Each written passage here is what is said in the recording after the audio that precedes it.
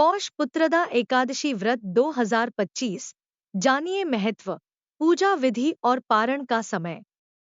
आइए मित्रों जाने, प्लीज लाइक सब्सक्राइब करें और कमेंट में राधे राधे जरूर लिखें। पौष माह के शुक्ल पक्ष की एकादशी को पुत्रदा एकादशी कहते हैं।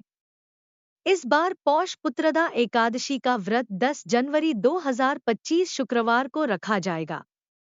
इसका पारण 11 जनवरी को सुबह 7:15 से 8:21 बजे के बीच होगा। एकादशी तिथि का प्रारंभ 9 जनवरी को दोपहर 12:22 बजे होगा और इसका समापन 10/2025 को सुबह 10:19 बजे होगा। उद्यातिथि के अनुसार 10 जनवरी को यह व्रत रखा जाएगा। पौष पुत्रदा एकादशी का महत्व क्या है? एक मान्यता है कि इस व्रत को रखने से सारी मनोकामनाएं पूरी होती हैं। इस दिन भगवान विष्णु की विधिवत पूजा करना चाहिए। 2. यह व्रत संतान प्राप्ति के अलावा संतान की समस्याओं के निवारण हेतु भी किया जाता है। 3. पुत्रदा एकादशी का व्रत करने से वाजपेयी यज्ञ के समान पुण्यफल की प्राप्ति होती है। 4. संतान प्राप्ति के लिए इस व्रत को करना उत्तम माना जाता है। संतान कामना के लिए इस दिन भगवान कृष्ण के बाल स्वरूप की भी पूजा की जाती है। 5. यदि पूर्णमनोयोग से संतान दंपति इस व्रत को करें तो उन्हें संतान सुख अवश्य मिलता है।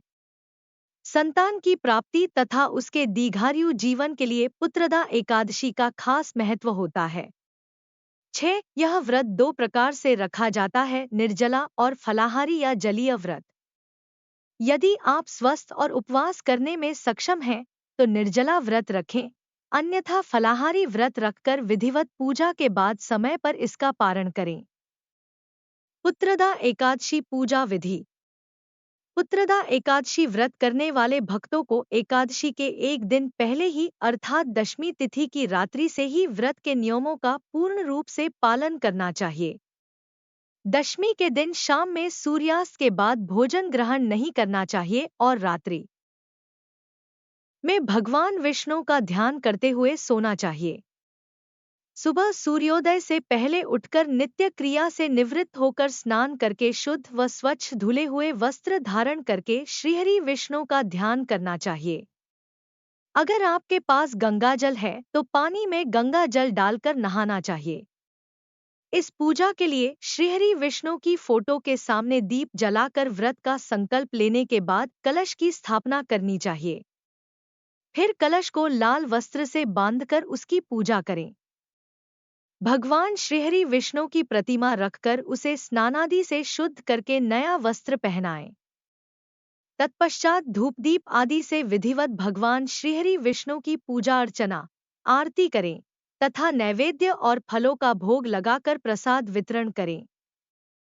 भगवान श्रीहरि को अपने सामर्थ्य के अनुसार फल फूल, नारियल, पान, सुपारी, लौंग, बेर, आंवला आदि अर्पित करें। पूरे दिन निराहार रहकर संध्या समय में कथा आदि सुनने के पश्चात फलाहार करें। इस दिन दीपदान करने का बहुत महत्व होने के कारण दीपदान अवश्य करें।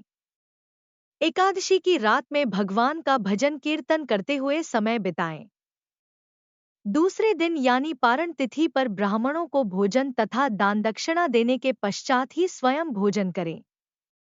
इस व्रत के पुण्य से व्रतधारी को तपस्वी, विद्वान, लक्ष्मीवान पुत्र प्राप्त होता है तथा सभी सुखों को भोगकर अंत में वैकुंठ प्राप्त होता है।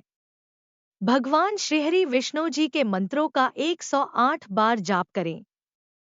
धन्यवाद। राधे राधे।